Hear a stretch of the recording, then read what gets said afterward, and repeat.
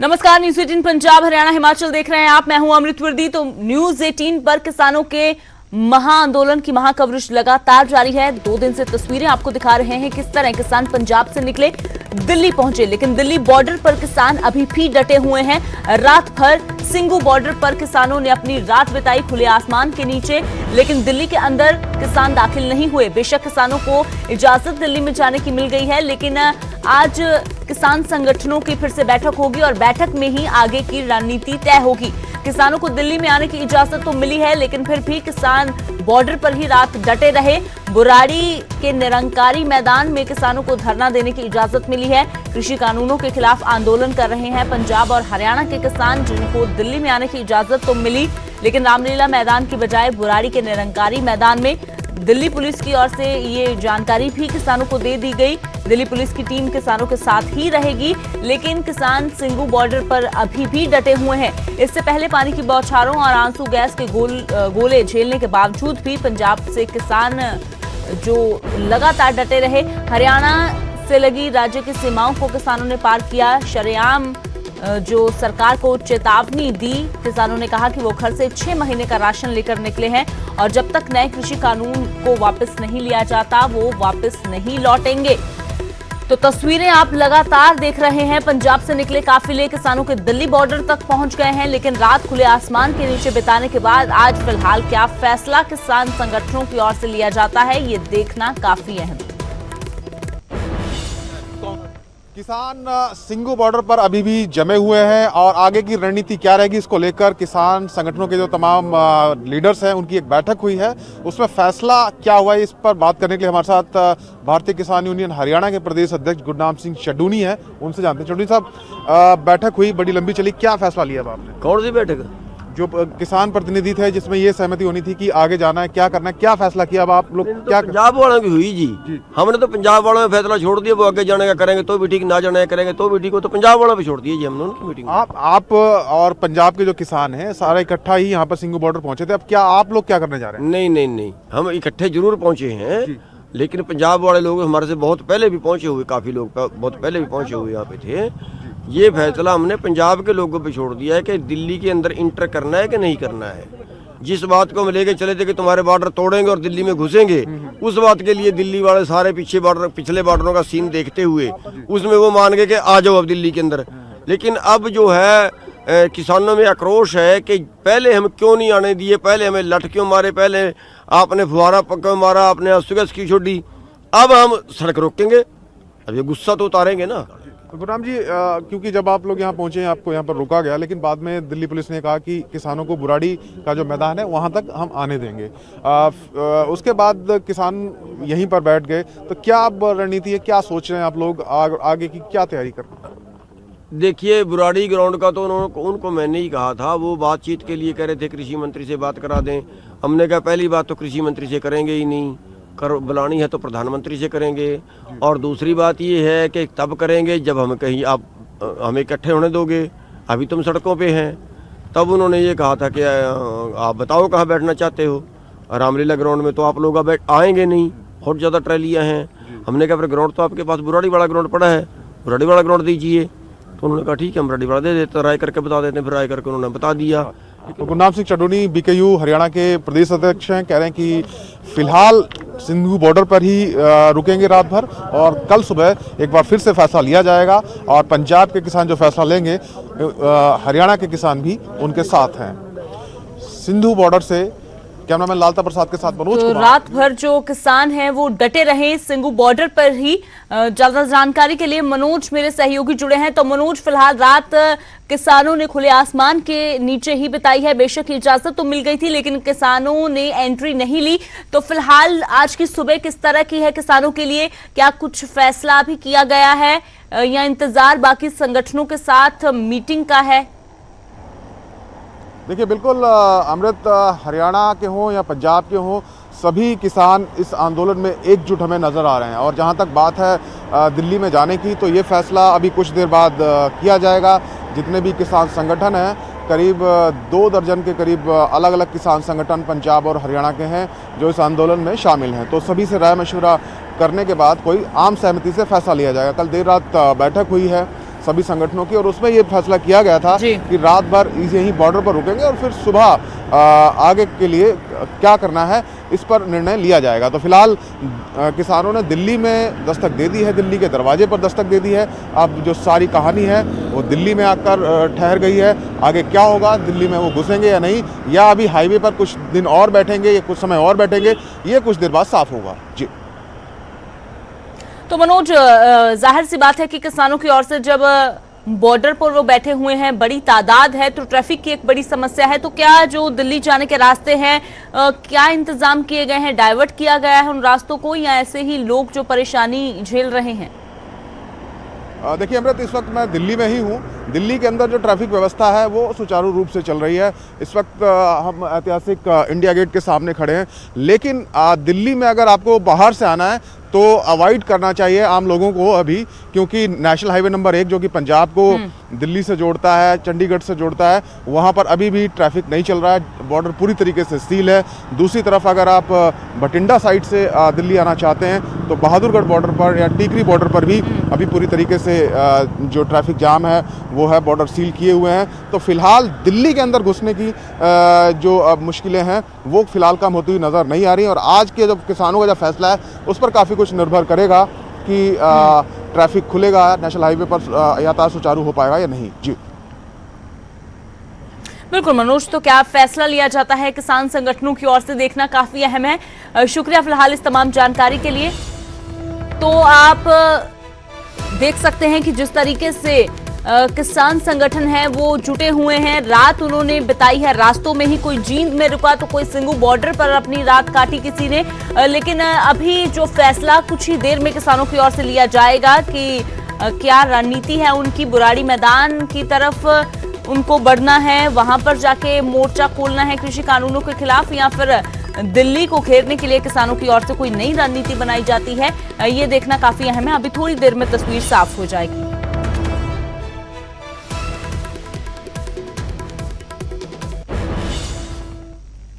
तो लगातार किसान डटे हुए हैं, लेकिन चिंता बीजेपी की बढ़ी हुई है। इस सबके बीच हरियाणा के सीएम मनोहर लाल खट्टर ने फिर से ट्वीट कर कहा है, केंद्र सरकार बातचीत के लिए हमेशा तैयार है। मेरी सभी किसान भाइयों से अपील है कि अपने सभी जायज मुद्दों के लिए केंद्र से सीधे बातचीत करें।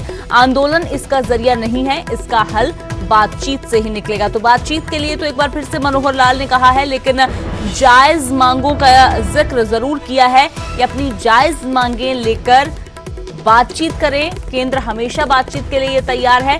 तो इसी को लेकर मनोहर लाल कई बार पहले भी ये कह चुके हैं कि बातचीत केंद्र से की जानी चाहिए, आंदोलन इसका हल नहीं है। कृषि कानूनों को लेकर भी वो बार बार कहते हैं कि ये कानून किसानों के हित में है।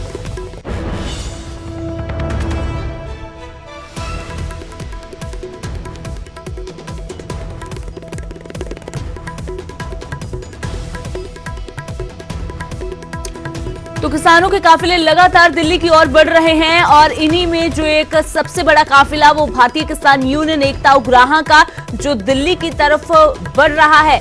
आज जींद से आगे बढ़ेगा बीकेयू उग्राहा का काफिला, जिसने रात अपनी जींद में ही गुजारी। तो सैकड़ों की तादाद में किसान महिलाएं, बच्चे से लेकर जो नौजवान किसान, बुजुर्ग तमाम शामिल हैं इन काफिलों में। तो यूपी, राजस्थान के किसान भी आज दिल्ली पहुंचेंगे। कृषि कानूनों के खिलाफ किसानों का आक्रोश जारी है। तो मोटरसाइकिल से लेकर ट्रैक्टर, ट्रॉली और ट्रकों पर किसान सवार होकर जा रहे हैं। हर जरूरत की चीज किसानों के पास है, राशन से लेकर जो जरूरत के लिए सिलेंडर, जो लकड़ियां, खुद किसान अपने साथ हर सामान लेकर जा रहे हैं, ताकि दिल्ली में जितने भी दिन उनको रुकना पड़े, किसी चीज के लिए उनको बाहर खरीदारी करने ना जाना पड़े। तो पूरी तरह से किसान तैयारी में है। कल जो किसानों का काफिला रवाना हुआ था, नरवाना होते होते रास्ते में जो शहरों से गुजरते हुए रात जींद में गुजारी, खुले आसमान के नीचे इस कड़कती हुई ठंड में अपनी रात गुजारने के बाद आज किसान दिल्ली के लिए रवाना होंगे। सीधा रुख करते हैं जींद का। रोहित बंसल मेरे सहयोगी जुड़े हुए हैं। तो रोहित, फिलहाल जो सुबह हुई है किस तरह की है किसानों के लिए, आज क्या रणनीति है, और किसान क्या दिल्ली के लिए रवाना होना शुरू हो गए हैं? जी बिल्कुल अमृत, इस वक्त जो किसान है, आप मेरे पीछे देख सकते हो कि किसान जींद से आगे जो जुलाना का एरिया है, जुलाना से आगे निकल चुके हैं। तकरीबन अगर मैं बात करूं तो 30 किलोमीटर आगे, जींद से 30 किलोमीटर आगे तक आ चुके हैं और ये काफिला इससे 30 किलोमीटर पीछे तक अभी भी जारी है और 30 किलोमीटर आगे तक अभी भी जारी है कि आप मान के चलो कि मिनिमम 60 किलोमीटर का ये काफिला है, जिसमें ट्रैक्टरों ट्रालियों के जरिए, ट्रकों के जरिए, गाड़ियों के जरिए एक के बाद एक गाड़ी आती जा रही है। अब तक हम 30 किलोमीटर से ज़्यादा का एरिया कवर कर चुके हैं, पर हमको कहीं पे भी ऐसा नहीं लगा कि किसान नहीं जा रहे हैं। आप गाड़ियां देख सकते हैं, बड़ी बड़ी गाड़ियों में किसान आए हैं, छोटी गाड़ियों में किसान आए हैं। बीकेयू उगराहा के जो प्रेसिडेंट है वो खुद अपनी अल्टो कार में जा रहे हैं। आप खास तौर पर देख सकते हो कि नौजवान जा रहे हैं, बुजुर्ग जा रहे हैं। और बड़ी बात यही है कि एक के बाद एक गाड़ी आती ही जा रही है, एक के बाद एक गाड़ी आती ही जा रही है और लगातार ये काफिला बड़े से बड़ा होता जा रहा है। और देखने वाली बात यही खास है कि जो इन्होंने दावा किया था कि 2 लाख से ज्यादा किसान दिल्ली के लिए कूच करेंगे, कल बीकेयू उगराहा भी इस बात का ऐलान कर चुकी है। एक बार फिर मैं आपको रुक करूंगा कि बीकेयू उगराहा भी इस बात का ऐलान कर चुकी है कि 2 लाख से ज्यादा किसान दिल्ली जाएंगे। और उन्होंने साफ बोल दिया कि रास्ते में जो भी बैरिकेड आएगा हम हर बैरिकेड को तोड़ते हुए आगे बढ़ेंगे। और इसके लिए खास तौर पर देखने वाली बात यह भी है कि पूरी तरह से इन्होंने अनुशासन में रहकर काम कर रहे हैं। एक कमेटी बनी है जिसका काम बैरिकेड उखाड़ना है, उसके अलावा किसी भी व्यक्ति को बैरिकेड को हाथ तक नहीं लगाने दिया जा रहा है। उन्होंने बोला कि जो बैरिकेड के लिए कमेटी बनी है वही कमेटी बैरिकेड को तोड़ेगी, इसके अलावा दूसरी नहीं जाएगी। इसके अलावा अगर कल से हम देख रहे थे कि जो अरेंजमेंट है, अरेंजमेंट की अगर मैं बात करूं, आप ट्रैक्टर ट्रालियां देख सकते हैं, हर ट्राली में ये राशन लेके चल रहे हैं। और इन्होंने साफ बोल दिया कि हमारे पास 6-6 महीने का राशन है, अगर और राशन की जरूरत पड़ी तो हम वो भी खरीदेंगे या गांव से इकट्ठा करके लेके आएंगे। पर हम जब तक कानून रद्द नहीं हो जाते, जो नए खेतीबाड़ी कानून केंद्र की सरकार ने पास किए हैं, तब तक हम अपने गांव वापस लौटने वाले नहीं हैं। जी बिल्कुल रोहित, तो संघर्ष किसानों का लंबा है, ये बात किसान भी जानते हैं, इसीलिए पूरी तैयारी के साथ निकले हैं। शुक्रिया रोहित फिलहाल ये तस्वीरें दर्शकों के साथ साझा करने के लिए और इस तमाम जानकारी के लिए। तो तस्वीरें आप देख सकते हैं, काफिला जो किसानों का निकलना लगातार वो जारी है, दिल्ली की तरफ बढ़ रहा है। ये काफिला जींद से आगे 30 किलोमीटर तक पहुंच चुका है और अभी कुछ ही घंटों में दिल्ली के बॉर्डर पर पहुंच जाएगा बीकेयू उगराहा का काफिला।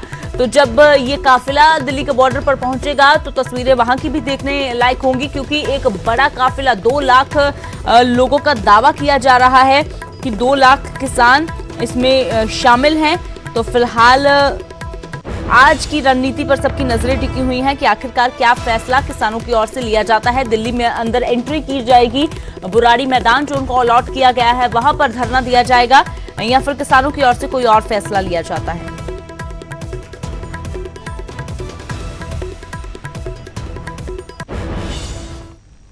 तो भारतीय किसान यूनियन एकता उगराहा का काफिला आज जींद से आगे बढ़ेगा। रात भर किसान जींद में डटे रहे। तो किसानों की जो रात है वो कैसे बीती, आगे की क्या रणनीति है किसानों की, इसका जायजा लिया हमारे सहयोगी गौरव शुक्ला ने।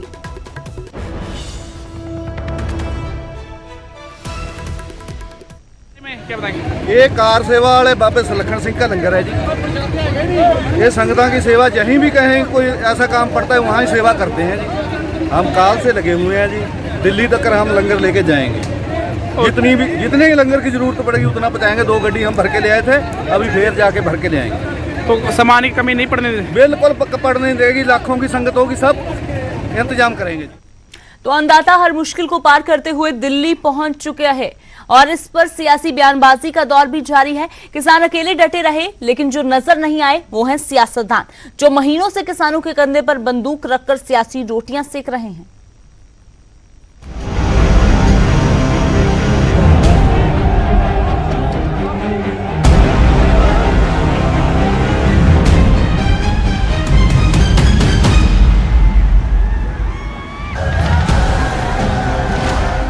पुलिस का पहरा तोड़ते हुए, पानी की बौछारें झेलते हुए, आंसू गैस को बेअसर करते हुए किसान बढ़ते रहे।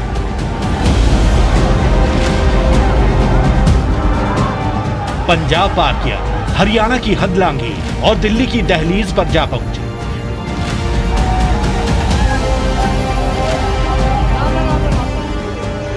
काफिला किसानों ने शुरू किया था और हर कदम पर चुनौतियों से टकराते भी अकेले किसान ही दिखे, नहीं दिखे तो वो सियासतदान जो महीनों से किसानों के नाम पर अपनी रोटियां सेक रहे हैं, जिनकी सुबह किसानों के नाम पर होती थी, जिनकी शाम किसानों के नाम पर ढलती है। खुद को किसानों का हमदर्द बताते हैं, किसानों के साथ हर मोर्चे पर खड़े होने का दम भरते हैं, पर जब किसानों को उनकी सबसे ज्यादा दरकार थी, वो अपने अपने घरों में कैद थे।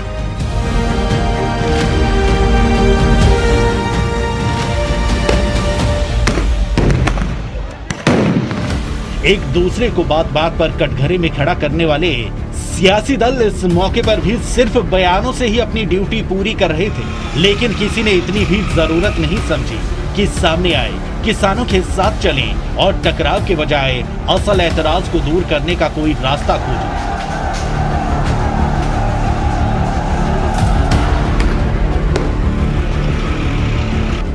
खेती कानूनों को लेकर बीजेपी अड़ी हुई है, कांग्रेस ने सब कुछ केंद्र पर छोड़ दिया, अकाली एनडीए से अलग होने को ही अपनी बड़ी कुर्बानी मान बैठी है। और रही आम आदमी पार्टी, तो वो बाकी के सारे दलों को कोसने के काम में लगी है।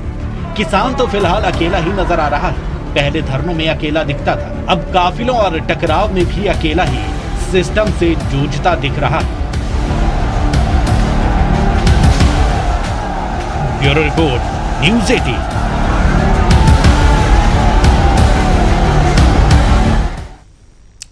तो सियासतदान गायब हैं। हालांकि पंजाब के आम आदमी पार्टी के कुछ विधायकों ने दिल्ली में किसानों के समर्थन में प्रदर्शन जरूर किया। इन विधायकों में अमन अरोड़ा, हरपाल चीमा, मीत हेयर शामिल थे, जिन्होंने प्रधानमंत्री के आवास के पास विरोध प्रदर्शन कर किसानों के प्रति अपनी हमदर्दी जताई। पीएम आवास के बाहर प्रदर्शन के दौरान दिल्ली पुलिस ने आप विधायकों को हिरासत में भी ले लिया। सरकार वालों बनाए गए काले कानूनों के खिलाफ ਅੱਜ ਸਾਰੇ ਦੇਸ਼ ਦੇ ਕਿਸਾਨ ਸੜਕਾਂ ਤੇ ਨੇ। ਪੰਜਾਬ 'ਚ ਕਈ ਮਹੀਨਿਆਂ ਤੋਂ ਸੰਘਰਸ਼ ਚੱਲ ਰਿਹਾ ਸੀ। 2 ਦਿਨ ਬਿੱਤੇ ਸੀ 26 ਤੇ 27, ਉਹਦੇ ਵਾਸਤੇ ਵੀ ਪੰਜਾਬ ਤੋਂ ਦਿੱਲੀ ਆਉਣ ਵਾਸਤੇ ਕਿਸਾਨਾਂ ਨੂੰ ਰੋਕਿਆ ਗਿਆ। ਆਪਾਂ ਪਿਛਲੇ 2 ਦਿਨਾਂ ਤੋਂ ਵੇਖਦੇ ਹਾਂ ਕਿਸ ਤਰੀਕੇ ਹਰਿਆਣੇ ਵਿੱਚ ਕਿਸਾਨਾਂ ਨੂੰ ਰੋਕਿਆ ਜਾ ਰਿਹਾ ਸੀ। ਆਪਾਂ ਵੇਖਿਆ ਵੀ ਕਿਸ ਤਰੀਕੇ ਛੋਟੇ ਛੋਟੇ ਬੱਚਿਆਂ ਤੋਂ ਲੈ ਕੇ ਵੱਡੇ ਬਜ਼ੁਰਗ ਤੱਕ ਸਾਰੇ ਇਹਨਾਂ ਕਾਲੇ ਕਾਨੂੰਨਾਂ ਦੇ ਖਿਲਾਫ ਸੜਕ ਤੇ ਆਏ ਹੋਏ ਨੇ। ਅੱਜ ਮੈਂ ਤੇ ਮੇਰੇ ਨਾਲ ਪੰਜਾਬ ਦੇ ਸਾਰੇ ਵਿਧਾਇਕ ਸਾਥੀ ਕੇਂਦਰ ਦੀ ਡੋਰੀ ਮੋਦੀ ਸਰਕਾਰ ਦੇ ਕੰਨਾਂ ਤੱਕ ਆਵਾਜ਼ ਪਹੁੰਚਾਉਣ ਵਾਸਤੇ ਆਪਾਂ ਮੋਦੀ ਦੇ ਘਰ ਦਾ ਘਿਰਾਓ ਕੀਤਾ। ਉੱਥੋਂ ਸਾਨੂੰ डिटेन करके चनाकेपुरी थाने ले जाया गया ਤੇ ਹੁਣ हरिनगर ਦੇ खाटू श्याम स्टेडियम लेके आया गया। और बात करते हैं अमृतसर की, जहां सेना का जवान गिरफ्तार किया गया है। जासूसी के आरोप में बीएसएफ के जवान को गिरफ्तार किया गया है। पाकिस्तान के लिए जासूसी करने का आरोप इस जवान पर है। आईएसआई को खुफिया जानकारी भेजने का भी आरोप है। फिलहाल पुलिस ने आरोपी से मोबाइल जब्त कर लिया है। महाराष्ट्र का रहने वाला है ये बीएसएफ का जवान। तो ये काफी हैरान कर देने वाला मामला अमृतसर से सामने आया है, जहां देश की रक्षा करने वाले जवान पर जासूसी करने का आरोप लगा है और आईएसआई को खुफिया जानकारी भेजने के गंभीर आरोप जो इस जवान पर लगे हैं। फिलहाल पुलिस की ओर से पूछताछ की जा रही है।